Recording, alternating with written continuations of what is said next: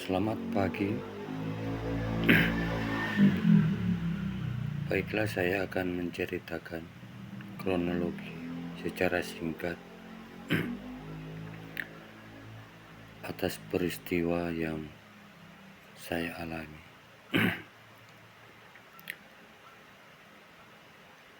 Tanggal 26, saya mendapat telepon dari Polda Metro Jaya di mana dikatakan bahwa besok tanggal 27 akan berangkat ke Jakarta untuk menjalani persidangan. Dan saya jawab oke, saya tunggu jemputannya. Jadi tanggal 26 seputaran jam 5 Polda Metro Jaya menjemput saya di rumah. Kita ngobrol, kemudian kita berangkat sama-sama dari rumah ke hotel di Megamas. Kemudian besoknya pagi tanggal 27 Januari 2026 seputaran jam 6 pagi dari Bandara Samratulangi Manado kami berangkat ke Jakarta dan tiba di Jakarta seputaran jam 10. Dari Bandara Jakarta kami ke Polda Metro Jaya. Di Polda Metro Jaya saya dilakukan pemeriksaan kesehatan, kemudian makan. Selesai makan seputaran jam 2 kembali saya dibawa ke Kejaksaan Negeri Jakarta Barat. Lama kami menunggu di Kejaksaan, kira-kira seputaran jam 5 sore kami bertemu dengan seorang jaksa, yaitu Ibu Sofi. Kemudian saya oleh Polda Metro Jaya diserahkan ke Ibu jaksa tersebut. Lalu saya mendapat arahan dari Ibu jaksa bahwa Bapak akan ditahan. Saya pun karena sudah berada di Jakarta, ya saya tidak bisa berbuat apa-apa.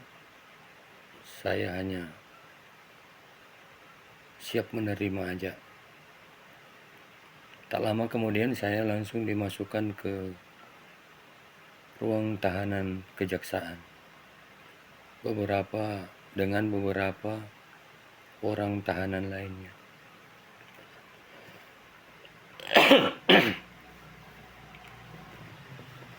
Saya sempat bertanya kepada Ibu jaksa, kalau saya ditahan, mana surat penahanan saya? Tolong dibuat surat penahanan saya. Dan memang saya hanya menandatangani satu lembar surat penahanan. Saya pikir surat penahanan itu akan diberikan kepada saya, tapi kenyataannya surat penahanan itu tidak diberikan kepada saya. Surat penahanan itu dipegang oleh ibu jaksa tersebut.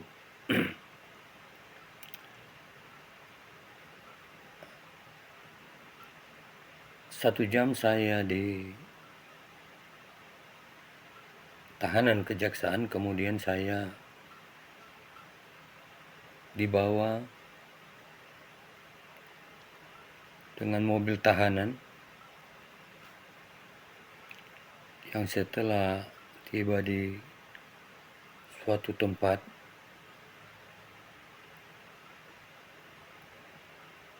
ternyata saya dibawa ke rutan Salemba.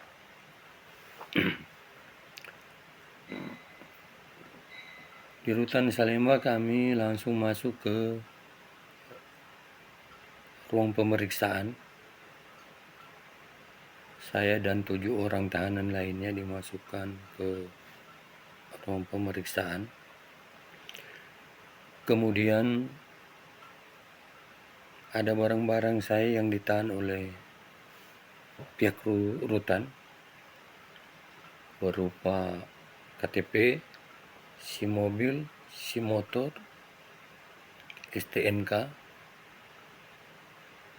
terus HP, power bank, sepatu, dan sendal. Katanya menurut petugas yang berada di Salemba, barang ini ditahan dan nanti kalau ada keluarga nanti diserahkan ke keluarga. Di dalam rutan Salemba saya dilakukan beberapa pemeriksaan, diantaranya kesehatan dan pemeriksaan administrasi.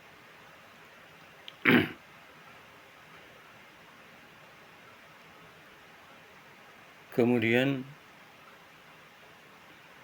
saya dan teman-teman lainnya dimasukkan ke ruang tahanan yang disebut penampungan. Jadi saya berada di Salemba seputaran jam 9 malam. Jadi pemeriksaan dari jam 9 malam dan sampai selesai, sampai saya dimasukkan ke tahanan penampungan. 1 bulan, kurang lebih 1 bulan saya di ruang tahanan. Kemudian saya dipindahkan ke yang disebut blok-blok tahanan. Saya ditempatkan di blok C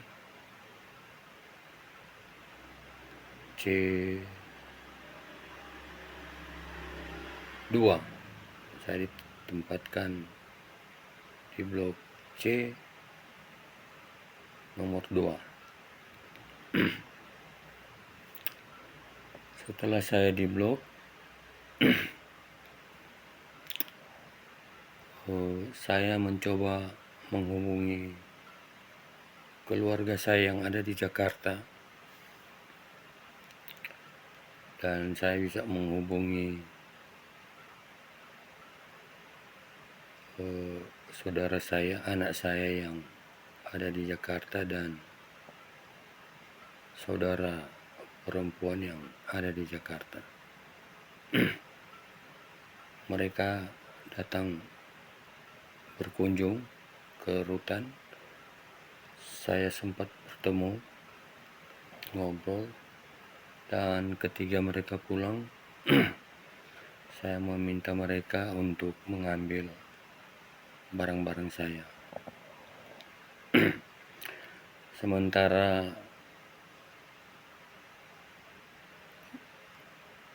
kami menunggu barang-barang yang diambil oleh petugas rutan,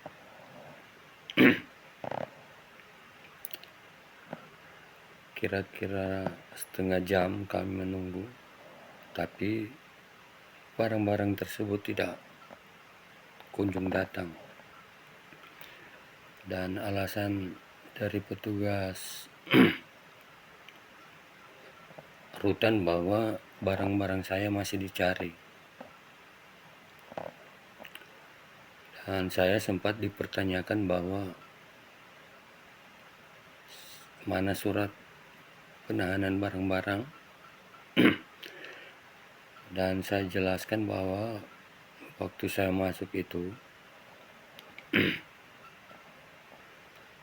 jadi di ruang pemeriksaan itu, di pintu masuk pemeriksaan itu, barang-barang saya langsung dikeluarkan oleh pihak rutan,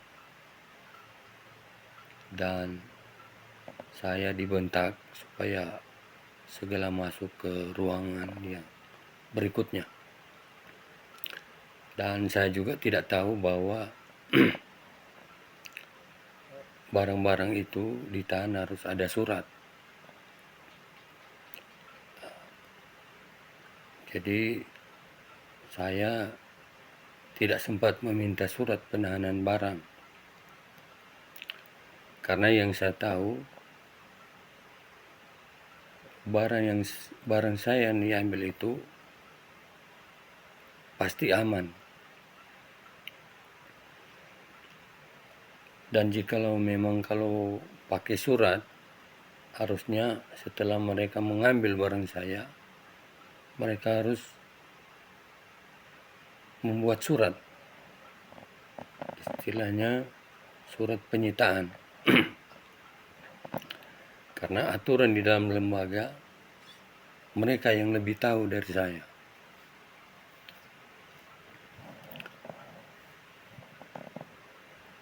Sekian lama saya di dalam rutan, tanggal 17 April saya dijemput oleh pihak kejaksaan. Katanya saya dikeluarkan dari rutan karena tidak layak ditahan oleh pihak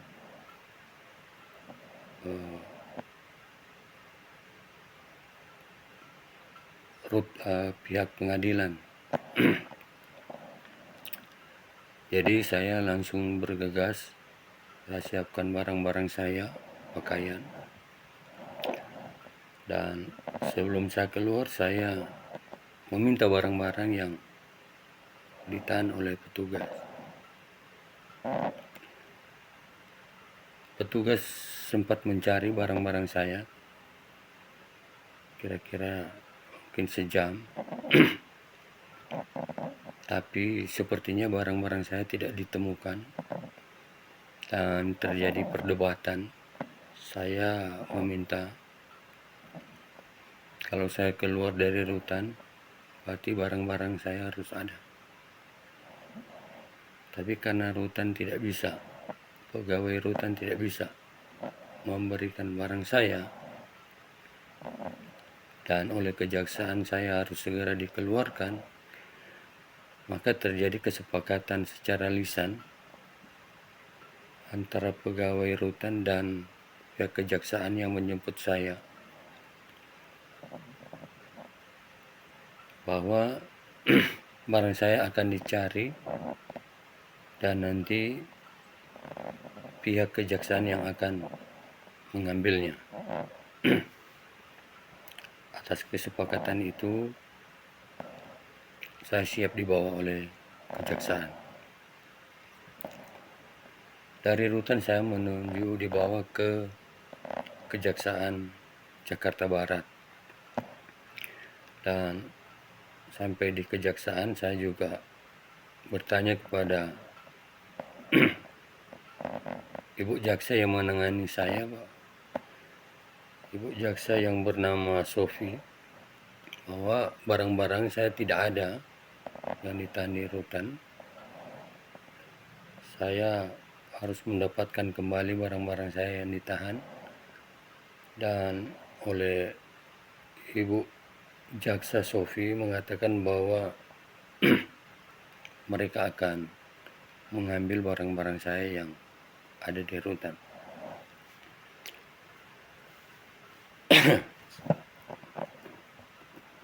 Selama saya di kantor kejaksaan,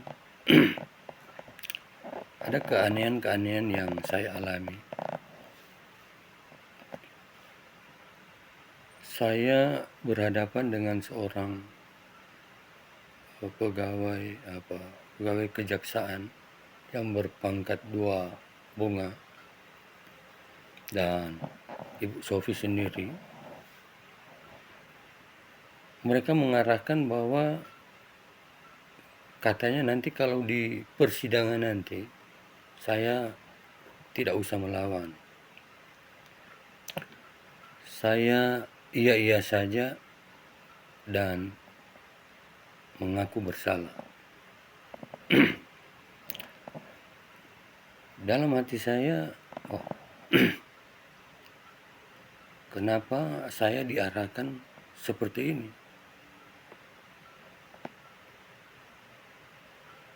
Saya hanya mengatakan, mengangguk-angguk dan mengatakan iya siap,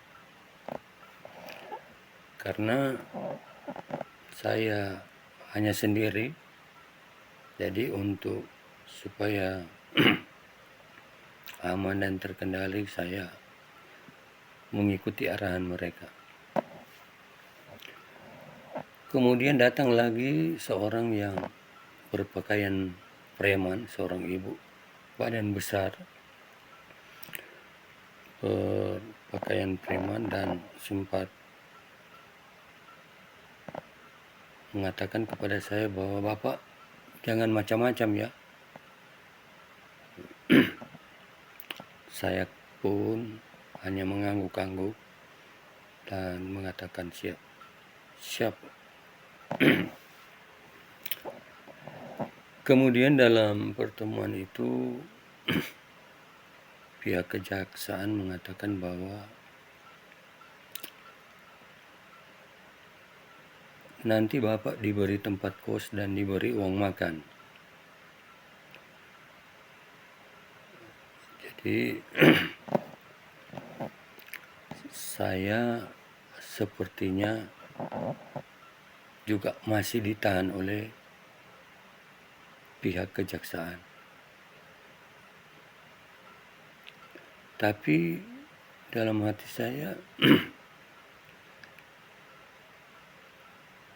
kenapa saya tidak diberikan sebuah surat bahwa saya ini ditahan? Saya pun berpikir bahwa siapa yang nanti menjamin di tempat kos nanti jika terjadi apa-apa. Mengingat saya ini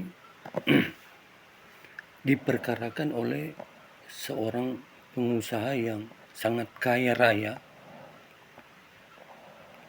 juga seorang pejabat di pemerintahan,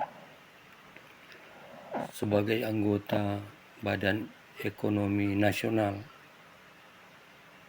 anak buahnya Pak Ruhut.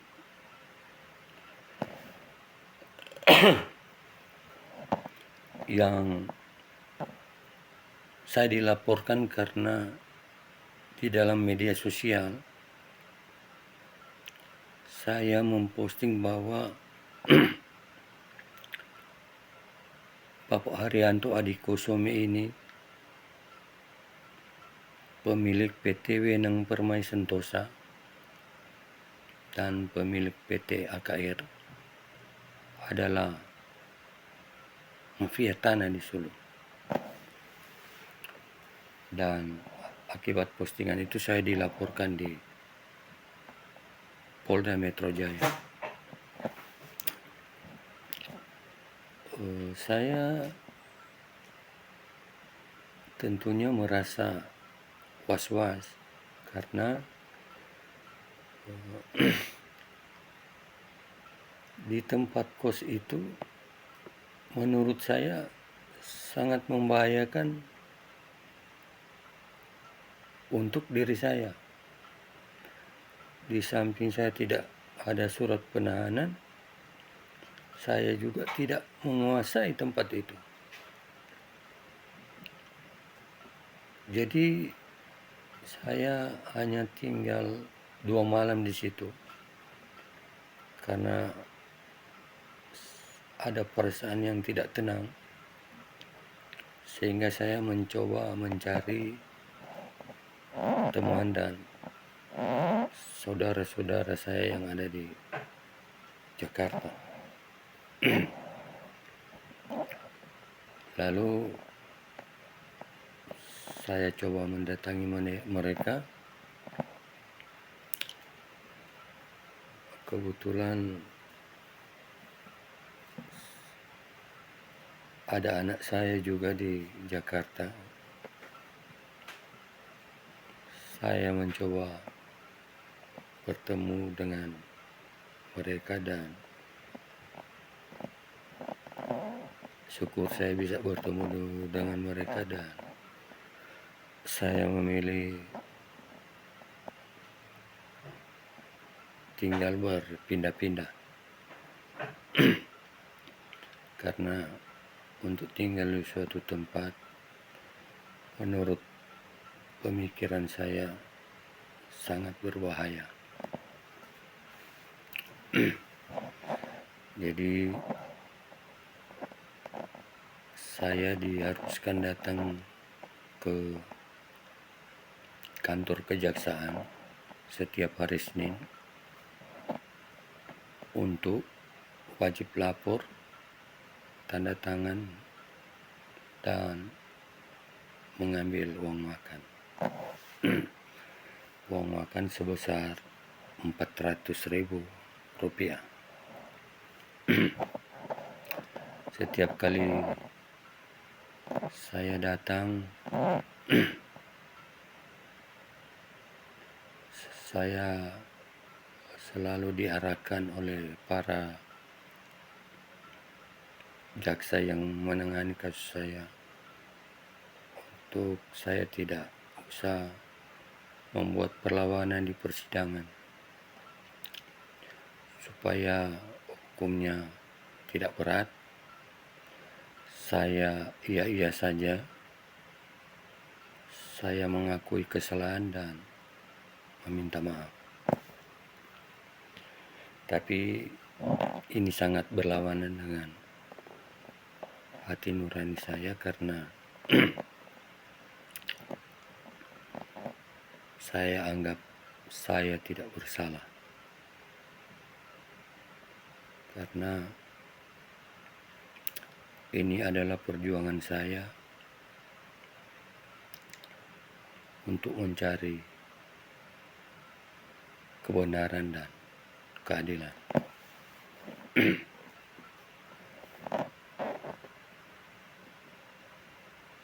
Saat ini saya sudah 3 kali diperhadapkan dalam persidangan, dan sidang pertama itu sangat lucu karena di pengadilan itu saya selalu diarahkan untuk mengaku kesalahan, meminta maaf, dan iya saja ketika ditanya. Ini diarahkan oleh Ibu Jaksa yang menangani saya.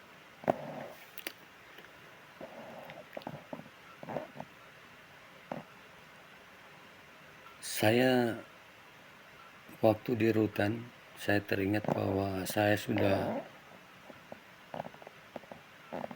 menandatangani suatu surat dengan bapak-bapak yang melakukan penyuluhan hukum di rutan yang siap membantu saya dalam persidangan. Dan pada waktu sidang awal, syukur saya bisa bertemu dengan bapak-bapak tersebut dan saya menceritakan kepada mereka bahwa arahan dari jaksa seperti yang saya sebutkan tadi, dan ibu jaksa juga sempat kaget karena saya berbincang-bincang dengan PH saya. Jaksa saya sempat bertanya siapa itu, dan saya mengatakan itu PH saya, dan sepertinya ibu jaksa itu tidak ingin saya ada pengacara. Bahkan ibu tersebut meminta kepada pengacara untuk tidak membantu saya. Terjadi perdebatan dengan pengacara saya yang pada akhirnya saya mengatakan nanti lihat kalau sudah di ruangan sidang.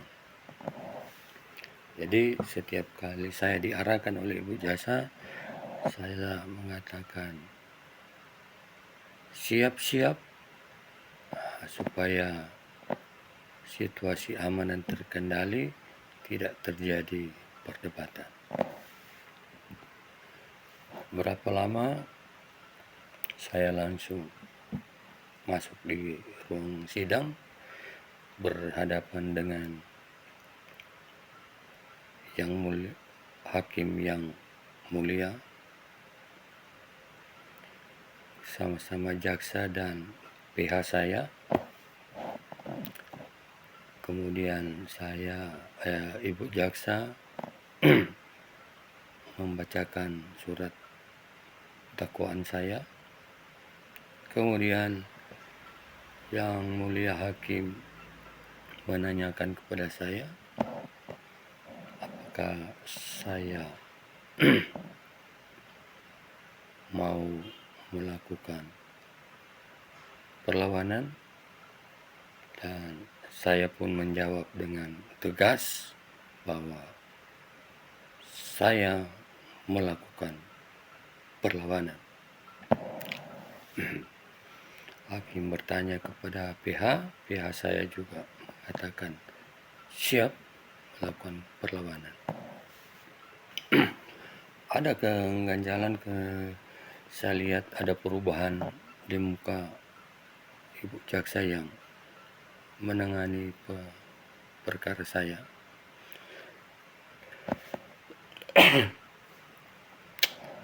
Ya, sedikit saya bisa bayangkan bahwa sepertinya ada yang kurang enak di hati jaksa karena saya melakukan perlawanan. Sidang pertama pun selesai dan akan dilanjutkan minggu depan, hari Selasa.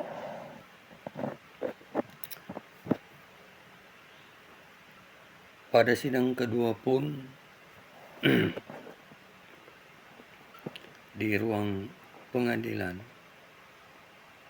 ketika bertemu dengan ibu jaksa, saya selalu diarahkan untuk mencabut kuasa antara saya dengan PH, dan saya diarahkan untuk mengikuti arahan dari jaksa bahwa saya iya saja dan mengaku bersalah dan meminta maaf. Sepertinya saya ini sudah dirancangkan untuk bagaimana supaya saya bisa dipenjarakan dengan waktu yang agak lama.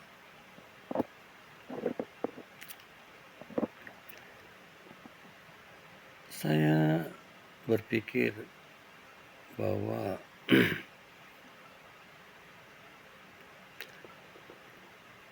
ini dalam persidangan ini adalah ini adalah kesempatan untuk saya mencari keadilan. Makanya apapun yang diarahkan oleh Ibu Jaksa, saya tidak menerima dan tetap saya akan melakukan perlawanan walaupun saya di Jakarta ini saya merasa tidak aman. Saya ingin bahwa persoalan saya yang sudah berpuluh-puluh tahun, bertahun-tahun melalui persidangan ini ada titik kejelasannya. Perlu diketahui bahwa sebenarnya di balik laporan dari Bapak Haryanto Adikosomi ini, pemilik PT Wenang Permai Sentosa dan PT AKR, ada permasalahan besar yang merugikan negara dan masyarakat triliunan rupiah. Jadi dengan laporan dari Pak Haryanto ini, mudah-mudahan dapat membuka jalan untuk kami mendapatkan suatu keadilan. Demikian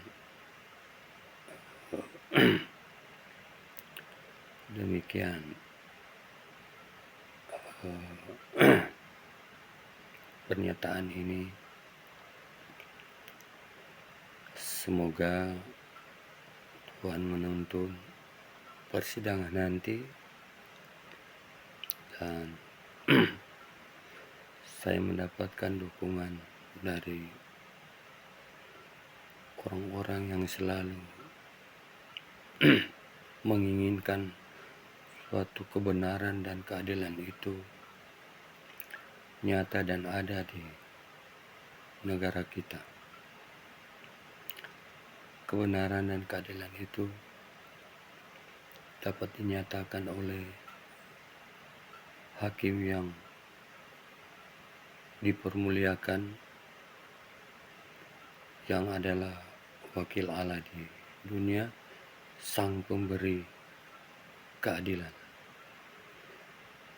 Untuk itu sampai di sini dulu. Mudah-mudahan ke depan saya akan ceritakan kembali. Terima kasih.